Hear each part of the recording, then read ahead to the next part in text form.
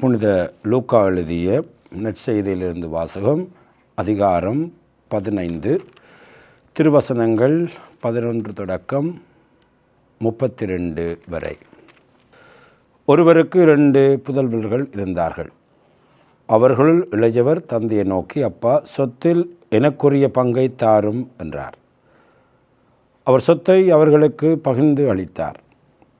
சில நாட்களுக்குள் இளைய மகன் எல்லாவற்றையும் திரட்டிக்கொண்டு தொலை நாட்டுக்கு நெடும் பயணம் மேற்கொண்டார். அங்கு தாறுமாறாக வாழ்ந்து தம் சொத்தையும் பாழாக்கினார். அனைத்தையும் அவர் செலவழித்தார். அப்பொழுது அவர் வறுமையில் வாடினார். எனவே அந்நாட்டு குடிமக்கள் ஒருவரிடம் அண்டி பிழைக்க சென்றார். அவர் அவரை பன்றி மேய்க்க தம் வயல்களுக்கு அனுப்பினார். அவர்கள் பன்றிகள் தின்னும் நெற்றுக்களால் தம் வயிறை நிரப்ப விரும்பினார்கள். ஆனால் அதை கூட அவருக்கு கொடுப்பாரில்லை. அவர் அறிவு தெளிந்தவராய், என் தந்தையின் கூலியாட்களுக்கு தேவையான மிகுதியான உணவு இருக்க நான் இங்கு பசியால் சாகிறேனே. நான் புறப்பட்டு என் தந்தையிடம் போய், அப்பா, கடவுளுக்கும் உமக்கும் எதிராக நான் பாவம் செய்தேன். இனிமேல் நான் உம்முடைய மகன் என எண்ணப்பட தகுதியற்றவன். உம்முடைய கூலியாட்கள் ஒருவராக என்னை வைத்துக்கொள்ளும் என்பேன் என்று சொல்லிக்கொண்டார். உடனே அவர் புறப்பட்டு தம் தந்தையிடம் வந்தார். தொலைவில் அவர் வந்து கொண்டிருந்த பொழுதே அவர் தந்தை அவரை கண்டு பரிவு கொண்டு ஓடிப்போய் அவரை கட்டி தழுவி முத்தமிட்டார். மகனும் அவரிடம், அப்பா, கடவுளுக்கு உமக்கு எதிராக நான் பாவம் செய்தேன். இனிமேல் உம்முடைய மகனென எண்ணப்பட தகுதியற்றவன் என்றார். தந்தை தம் பணியாளர் நோக்கி, முதல் தரமான ஆடியை கொண்டு வந்து இவனுக்கு கொடுத்துங்கள். இவனுடைய கைக்கு மோதிரமும் காலுக்கு மிதியடியும் அணிவியுங்கள். கொழுத்தை கொண்டு வந்து அடியுங்கள். நாம் மகிழ்ந்து விருந்து கொண்டாடுவோம். ஏனெனில் என் மகன் இறந்து போயிருந்தான், மீண்டும் உயிர் பெற்றுள்ளான். காணாமல் போயிருந்தான், மீண்டும் கிடைத்துள்ளான் என்றார். அவர்கள் மகிழ்ந்து விருந்து கொண்டாடத் தொடங்கினார்கள். அப்பொழுது மகன் வயலில் இருந்தான். அவன் திரும்பி வீட்டை நெருங்கி வந்து கொண்டிருந்த பொழுது ஆடல் பாடல்களை கேட்டு ஊழியில் ஒருவரை வரவழைத்து, இதெல்லாம் என்ன என்று வினவினான். அதற்கு ஊழியர் அவரிடம், உம் தம்பி வந்திருக்கிறார். அவர் நலமாக திரும்பி வந்திருப்பதால் உம் தந்தை கொழுத்த கண்டை அடித்திருக்கிறார் என்றார். அவர் சினமுற்று உள்ளே போக விருப்பமில்லாதிருந்தார். உடனே அவருடைய தந்தை வெளியே வந்து அவரை உள்ளே வருமாறு கெஞ்சி கேட்டார். அதற்கு அவர் தந்தையிடம், பாரும், இத்தனை ஆண்டுகளாக நான் அடிமை போன்று உமக்கு வேலை செய்து வருகிறேன். நம்முடைய கட்டளைகளை ஒருபொழுதும் மீறியதில்லை. ஆயினும் என் நண்பரோடு மகிழ்ந்து கொண்டாட ஒரு ஆட்டுக்குட்டியை கூட என்று மேலே தந்ததில்லை. ஆனால் விலை மகளிரோடு சேர்ந்து சொத்துக்களை எல்லாம் அழித்துவிட்ட இந்த உம்முடைய மகன் திரும்பி வந்தவுடனே இவனுக்கு கழுத்த கண்டை அடித்திருக்கிறீரே என்றார்.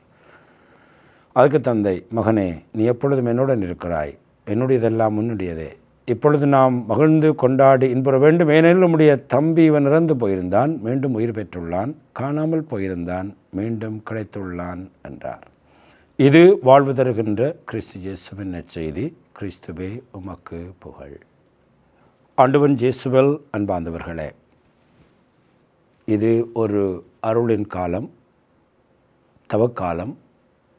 எங்களை இறைவன் தன்னுடைய மகன் என்ற நிலைக்கு எங்களை புதுப்பிக்கிற காலம், மீட்டெடுக்கின்ற காலம். இந்த காலத்திலே தான் திரு அவை இந்த 4வது வாரத்திலே ஒரு அழகான உவமையை நமக்கு தருகிறது. இந்த உவமையை நற்செய்திக்குள் ஒரு நற்செய்தி என்று சொல்லுவார்கள்.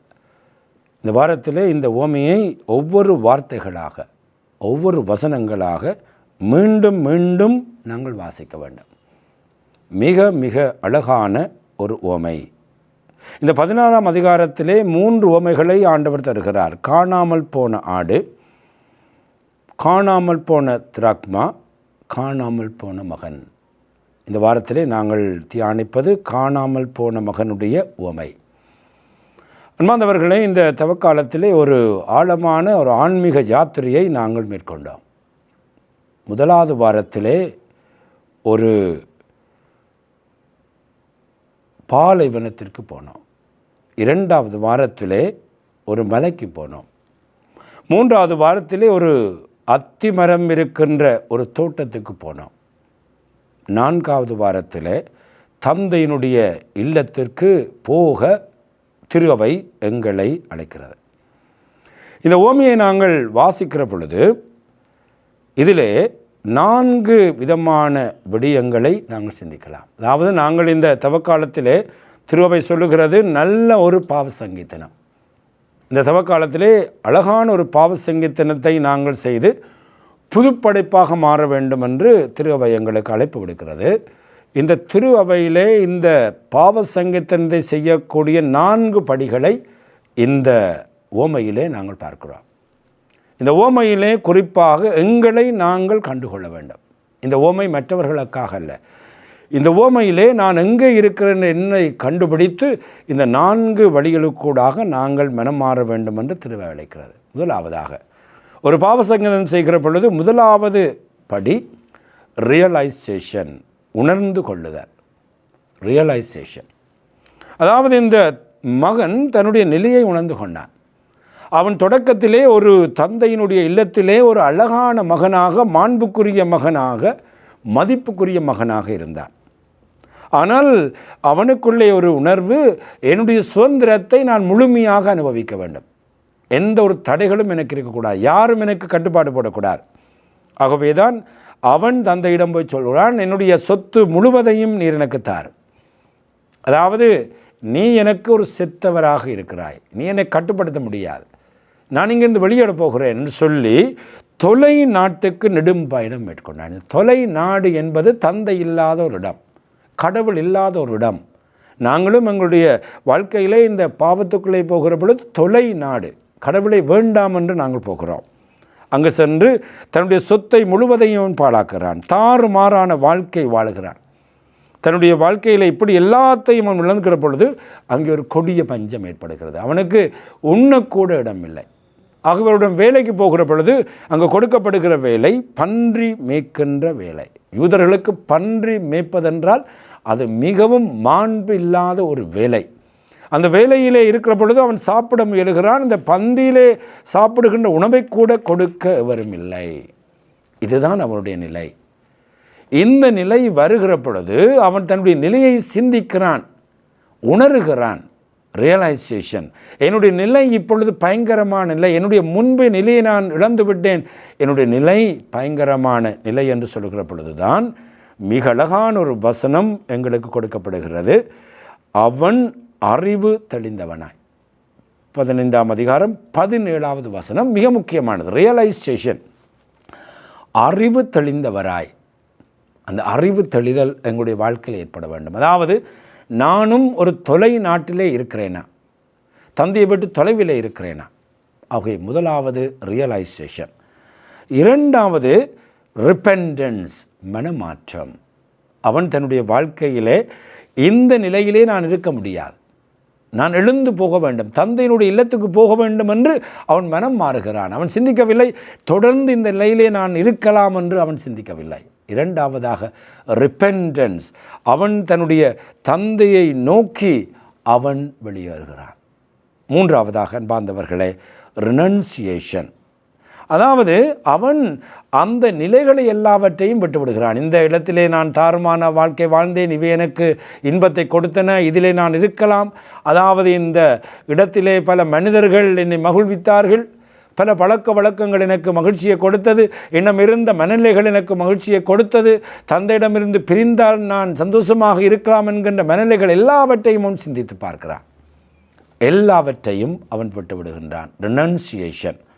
அப்படி விட்டு அவன் என்ன சொல்கிறான் என்றால் தனக்குள்ளே ஒரு லிட்டனியை உருவாக்குகிறான், 2-3 வசனங்களை உருவாக்குகிறான். நான் இதைத்தான் அப்பாட்ட போய் சொல்ல போகிறேன், நான் எல்லாத்தையும் விட்டு விட்டேன், நான் என்னுடைய அறிவை என்னுடைய நிலையை உணர்ந்து கொண்டேன், நான் மனம் மாறி இருக்கிறேன், நான் எல்லாவற்றையும் விட்டு வருகிறேன் என்ற அடையாளமாக அவன் சொல்லப்போகின்ற வசனங்களை அவன் மீண்டும் மனப்பாடம் செய்து கொள்கிறான். அவன் சொல்லுகிறான், அப்பா, கடவுளுக்கு உமக்கு எதிராக நான் பாவம் செய்தேன், இனிமேல் உம்முடைய மகன் என எண்ணப்பட தகுதியற்றவன், உம்முடைய கூலியால் ஒருவனாக என்னை வைத்துக்கொள்ளும் என்று அவன் எல்லாவற்றையும் விட்டு தந்தையை நோக்கி ஓடுகின்றான். ரினன்சியேஷன். 4வது நிலை ரெஸ்டோரேஷன். இதுதான் இந்த ஓமையினுடைய மிக முக்கியமான அம்சம் என்பார்ந்தவர்களை. இந்த ஜூபிலி ஆண்டிலே திருத்தந்தை மீண்டும் சொல்லுகிறார், ரெஸ்டோரேஷன். ஜூபிலி ஆண்டு இதற்காக ரெஸ்டோரேஷன், எங்களை பழைய நிலைக்கு கொண்டு வருவதற்காக, எங்களை புதுப்பிப்பதற்காக, இறைவன் எங்களை மீட்டெடுப்பதற்காக, மீண்டும் கடவுளுடைய பிள்ளைகளாக்குவதற்காக. ஆகவே இந்த 4வது படி மிக மிக முக்கியமானது. இந்த ஜூபிலி ஆண்டிலும் மிக மிக முக்கியமானது. அவன் போய்கொண்டிருக்கிறான். இந்த 3 நிலைகளையும் தாண்டி தந்தையிடம் போகிற பொழுது தந்தை ஓடோடி வருகிறார். அப்படின்னு சொன்னால் காத்து கொண்டிருக்கின்ற ஒரு தந்தை. அவன் என்னுடைய வீட்டுக்கு வந்து என்னுடைய காலைகளை விழுந்து மன்னிப்பு கேட்ட பிற்பாடு நமக்கு முந்தி சொன்னான் தானே, நீ ஏன் போன நீ என்று கை காட்டி அவன் சொல்லவில்லை.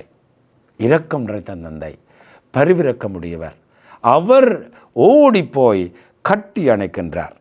அங்கே கட்டி அணைத்து முத்தமிடுகிற பொழுது அவன் பாடமாக்கி கொண்ட வந்த வசனத்தை மீண்டும் மீண்டும் பாடமாக்கி கொண்டு வந்து தகப்பனு முன்னால் சொல்கிறான். எப்படி சொல்லுகிறான்? அப்பா, கடவுளுக்கும் உமக்கும் எதிராக நான் பாவம் செய்தேன், இனிமேல் நம்முடைய மகன் என எண்ணப்பட தகுதியற்றவன் சொல்லுகிற பொழுதே 3வது வசனத்தை தந்தை எதிர்பார்க்கவில்லை. 3வது வசனம் எப்படி என்று சொன்னால், இனிமேல் நான் உம்முடைய மகன் என எண்ணப்பட தகுதியற்றவன், உம்முடைய கூலியாள் ஒருவராக என்னை வைத்துக்கொள்ளும் என்று சொல்லுகின்ற அந்த 2 வசனங்களையும் அவன் சொல்லுவதற்கு முன்பாக நிப்பாட்டு, எனக்கு தேவையில்லை, எனக்கு தெரியும், நீ போனாய், வந்து விட்டாய், அதுதான் எனக்கு முக்கியம். இதுதான் தந்தையினுடைய அன்பு. ஆகவே உடனடியாக சொல்லுகிறார், ஒரு பெரும் கொண்டாட்டம். முதல் தரமான ஆடியை கொண்டு வந்து இவனுக்கு கொடுத்துங்கள், இவனுடைய கைக்கு மோதிரமும் காலுக்கு மிதியடியும் அணியுங்கள், கொடுத்த கண்டை கொண்டு வந்து அடியுங்கள், நாங்கள் மனம் மகிழ்ந்து கொண்டாடுவோம். ரெஸ்டோரேஷன். அவன் பழசெல்லாம் எனக்கு தேவையில்லை, அவன் வந்துட்டான், பழைய நிலையை கொண்டாடுவோம். அவனுக்கு மோதிரம் இருந்தது, முதல் தரமான ஆடை இருந்தது, அவனுக்கு கைக்கு மிதியடியெல்லாம் இருந்த, காலுக்கு மிதியடியெல்லாம் இருந்தது, கொண்டாடுவோம். அன்பார்ந்தவர்களே, இந்த ஞாயிற்றுக்கிழமை மகிழ்ச்சியின் ஞாயிறு, லெத்தாரே சண்டே, மகிழ்ச்சியின் கொண்டாட்டத்தின் ஞாயிறு. ஆகவே தான் குருவானவர் அணிகின்ற ஆடையும் வித்தியாசமான. இந்த நான் 3 ஞாயிற்றுக்கிழமையும் ஊதா நிறத்திலே தன்னுடைய அந்த அழகான ஆடையை அணிந்த, பூசைக்குரிய ஆடை அணிந்த குருவானவர் இந்த ஞாயிற்றுக்கிழமை பிங்க் உடுப்பை போடுறார். இந்த பிங்க் என்னத்தை காட்டுகிறது என்றால், இது தவக்காலம்தான், மனமாற்றத்தின்கான், நோன்பின் காலம்தான். ஆனால் ஒரு நாள் சற்று நில்லுங்கள், இந்த தவக்காலம் கொண்டு வரப்போகின்ற அந்த மீட்பை பற்றி சிந்தியுங்கள், சந்தோஷமாக இருங்கள், மகிழ்ச்சியாக இருங்கள் என்று இந்த ஞாயிற்றுக்கிழமை லெத்தாரே சண்டே, மகிழ்ச்சியின் ஞாயிறு. ஆகவே அங்கே ஒரு பெரிய கொண்டாட்டம் நடைபெறுகிறது அன்பார்ந்தவர்களே. இதோடு முதல் பகுதி முடிவடைகிறது. இந்த உவமையினுடைய முக்கியமான கட்டம் 2வது பகுதி. ஏனென்றால் இந்த 15ஆம் அதிகாரம் ஆரம்பிக்கிற பொழுது எப்படி இந்த அதிகாரத்தை இயேசு ஆரம்பிக்கிறார். வரி தண்டுவோர் பாவிகள் யாவரும் இயேசுவை சொல்வதை கேட்க அவர் நெருங்கி வந்து கொண்டிருந்தனர். மறைநூல் அறிஞரும் பரிசேயரும் முணுமுணுக்கிறார்கள். மர்மரிங். பாவிகள் இயேசுவிடம் வருவதை அவர்கள் விரும்பவில்லை. அவர்கள் எப்படி சொல்லுகிறார் என்றால், இவர்கள் பாவிகளை வரவேற்று அவர்களோடு உணவருந்துகிறார்கள் என்று முணுமுணுத்த பொழுது தான் இந்த உவமையை சொன்னார். அப்போ இளைய மகன்தான் இந்த உவமையினுடைய முக்கியமான கதாபாத்திரம் அல்ல. முக்கியமான கதாபாத்திரம் மூத்த மகன். 2 மகன்மாரும் தொலைந்த மகன்தான். 1வது மகன் தன்னுடைய இடத்தை விட்டு தொலைந்தான், 1வது மகன் அங்கே இருந்து கொண்டே தொலைந்தான். அவன் சொல்லுகிறான், வருகிறான், அங்கே பெரும் கொண்டாட்டம் நடைபெறுகிறது. அந்த கொண்டாட்டம் என்ன என்று அங்கிருக்கின்ற வேலையாட்களிடம் கேட்கின்றான். அப்பொழுது அவர் சொல்லுகிறார், உம்முடைய மகன், உம்முடைய தம்பி நலமாக திரும்பி வந்திருக்கிறபடியால் தந்தை கொழுத்த கண்டை அடித்திருக்கிறார். அப்பொழுது வேதாகம் சொல்லுகிறது, அவன் சினமுற்று உள்ளே போக விருப்பம் இல்லாமல் இருந்தார். அவனுக்கு உள்ளே போக விருப்பம் இல்லை. ஏனென்றால் இவன் வந்துட்டான், இவன் போய் தாறுமான வாழ்க்கை வாழ்ந்தான். அவன் சொல்லுகிறாள் விலை மாதரோடு, அவனுக்கு எப்படி தெரியும் விலை மாதரோடு? அவன் தீர்ப்படுகிறான். அங்கே போய் நான் கழித்து விட்டு வந்த உம்முடைய மகன், அவன் என்னுடைய சகோதரன் கூட சொல்லவில்லை, உன்னுடைய மகன் வந்த பொழுது இப்படியெல்லாம் பெரிய கொண்டாட்டம் வைக்கிறாய் என்று சொன்ன பொழுது அங்கே பார்க்கிறோம், மூத்த மகன் வீட்டுக்குள்ளே வருகிறார், வரவேற்கிறார் தந்தை. இவன் வெளியில் நிற்கிறார். தந்தை வெளியிலே போய் அவனை கெஞ்சி கேட்கிறார், உள்ளே வருமாறு கெஞ்சி கேட்கிறார். வா, இளைய மகன் தண்டவாளிலே வந்துட்டான். இவன் உள்ளே இருந்திருக்கிறான், அடிமையாக இருந்திருக்கிறான். அவன் வெளியில் நிற்கிறான். உள்ளே வாண்டு கேட்ட பொழுது, பாரும் இத்தனை ஆண்டுகளாக நான் உமக்கு அடிமை போல் வேலை செய்து வருகிறேன், உம்முடைய கட்டளைகள் மீறியதில்லை. ஆனால் அவன் கட்டளைகளை மீறவில்லை, அடிமையாக இருந்தான். கட்டளைகளை கடைப்பிடிப்பது அடிமை வாழ்க்கை. தந்தையினுடைய இதயத்தை புரிந்து கொள்ளவில்லை. இப்படி ஒரு கொண்டாட்டம் நடைபெறுகின்ற ஒரு தந்தையினுடைய இதயத்துக்கு அருகிலே இருக்கிறேன் என்பதை அவன் உணர்ந்து கொள்ளவில்லை, சுவைக்கவில்லை. ஆகவேதான் இன்றைய பதிலுரை பாடல் சொல்லுகிறது, ஆண்டவர் எவ்வளவு நல்லவர் என்று சுவைத்து பாருங்கள். இந்த இளைய மகன் சுவைச்சுதான். முதலாவது மகனுக்கு அந்த அனுபவமே கிடையாது. கடவுள் யாருன்றே தெரியாது. எல்லாம் கட்டளைகள், சட்டங்கள், எல்லாத்தையும் எழுதி வையுங்கள், எல்லாருக்கும் தீர்ப்பிடுவோம் என்பது போன்ற ஒரு நிலைதான் அவரிடம் இருக்கிறது. ஆகவேதான் அங்கே பார்க்கிறோம், தந்தை சொல்லுகிறார், வா நாங்கள் கொண்டாடுவோம். ஏனெனில் என்னுடைய தம்பி இறந்து போயிருந்தான், மீண்டும் உயிர் பெற்றான், காணாமல் போயிருந்தான், கிடைத்துள்ளான். அன்பார்ந்தவர்களே, இன்றைக்கு இந்த உவமை யாரை குறிப்பிடுகிறது என்றால், இந்த மூத்த மகனை பற்றி குறிப்பிடுகிற பொழுது இந்த உவமை சொல்லுகிறது, அவன் திரும்பி வந்தானா இல்லையா என்று நற்செய்தி குறிப்பிடுகிறது. It's an open-ended question. ரெண்டாவது பகுதியில் அந்த மூத்த மைந்தன் வெளியிலிருந்து வீட்டுக்கு வந்தானா என்பதை சொல்லவில்லை. வரவுற அந்த பாசிபிலிட்டி மிக குறைவு, வாய்ப்புகள் மிக குறைவு. ஏனென்றால் அவனை பொறுத்தவரையில் அவனுடைய அட்டிடியூட், நான் ஒரு நீதிமான், நான் ஒரு பெரியவன், நான் கட்டளை கடைப்பிடித்து இருக்கிறேன் என்று அவன் தீர்ப்பிடுகிற மனநிலை இருந்தபடியால் அவனால் உள்ளுக்கு வர முடியாது, அவனால் கொண்டாட முடியாது. ஆகவே அன்பார்ந்தவர்களே, இந்த உவமை எங்களுக்கு சொல்லப்படுகிறது. நான் இந்த இடத்திலே எங்கே இருக்கேன்? Can I locate myself into this parable? Where I am? நான் ஒரு இளைய மைந்தனாக இருக்கிறேனா அல்லது மூந்த மைந்தனாக இருக்கிறேன்? நான் திரும்பி வர்றவனாக இருக்கிறானா அல்லது திரும்பி வாராக்களையும் தள்ளி விடுறவர்தனாக இருக்கிறேனா? திருத்தந்தை சொல்கிறார், அவர் மிக அழகாக சொல்லுகிற வசனம் என்னவென்றால், I want an inclusive church. எல்லாரையும் வரவழைக்கின்ற ஒரு திரு அவையைத்தான் நான் விரும்புகிறேன். அதாவது எங்களுடைய பங்குகளிலே மூலையிலே மதிலே இருக்கிறவர்கள் அங்கால போவதா இங்கால போவதான்னு சொல்கிற பொழுது எங்களுடைய பங்கு நிர்வாகங்கள் அவங்களை உதைச்சி வெளியில் தள்ளி விடுற ஒரு திருச்சபையை நான் இருக்க எல்லாரையும் அணைத்து கொள்ள வேண்டும். எங்களுடைய பங்குகளிலே இந்த நிர்வாக கூட்டங்கள், இந்த கூட்டங்களில் என்ன செய்கிறோம்? நாங்கள் இந்த பாவிகள் என்று சொல்கிறவர்களை தள்ளிவிட நாங்கள் முயற்சிக்கிறோம். அது தவறு என்று எங்களுக்கு திருத்தந்தை சொல்லுகிறார். அதைத்தான் இந்த உவமையும் சொல்லுகிறார். இந்த உவமை யாருக்கு சொல்லப்பட்டது என்றால், தாங்கள் நீதிமான்கள், தாங்கள் தவறு செய்யாதவர்கள், தாங்கள் எல்லா கட்டளையும் கடைப்பிடிக்கின்றவர்கள் என்று மற்றவர்களை தீர்ப்பிடுகின்றவர்களுக்கு தான் இந்த உவமை கொடுக்கப்பட்டது. இந்த உவமையிலே நாங்கள் தீர்ப்பிடுகின்றவர்களாக, ஒரு நீதிமான்களாக இருந்தோண்டு மற்றவர்கள் பாவிகள் உள்ளே வர நான் தடையாக இருப்பது மிக பெரும் பாவம் என்பதை இந்த நற்செய்தி நமக்கு சொல்லுகிறது. அன்பார்ந்தவர்களே, இந்த நற்செய்தியை பல முறை வாசிங்க. நான் இந்த மறைவுரைக்கு ஆயத்தப்படுத்துறது பல முறை வாசித்தேன், எல்லா இடம் கீறி வைத்திருக்கிறேன். மிக மிக அழகான ஒரு உவமை. அதை வாசித்து நான் எங்கே இருக்கிறேன், நான் தந்தையுடைய இரக்கத்தோடு இருக்கிறேனா, எல்லாரையும் ஏற்றுக்கொள்கிற அந்த மனப்பக்குவம் இருக்கிறதா எனக்கு, அல்லது போனால் நான் இளைய மகனை போல திரும்பி வருகிறேனா, அல்லது போனால் வருகின்றவர்களை அங்கு திரு அவை கொண்டாடி வரவேற்கிற பொழுது அதற்கு தடையாக இருக்கின்ற மூத்த மகனாக இருக்கிறானா? வேற ஏம் நாங்கள் கண்டுபிடிக்க வேண்டும். அதை கண்டுபிடித்தால் இந்த இந்த அழகான இந்த தவக்காலத்திலே கொண்டாட்டம், இது லெத்தாரி சண்டே கொண்டாடுவோம். எங்களுடைய உறவுகள் திரும்பி வருகிறது கொண்டாடுவோம். எங்களுடைய நண்பர்கள் தந்தையிடம் வருகிறது கொண்டாடுவோம். ஆகவே இந்த மனமாற்றத்தை இந்த 4 படிகளிலே அடைந்து இந்த கொண்டாட்டத்தை அனுபவிக்க இறை ஆசீர் இந்த ஞாயிற்றுக்கிழமை வேண்டுவோம். ஆமேன்.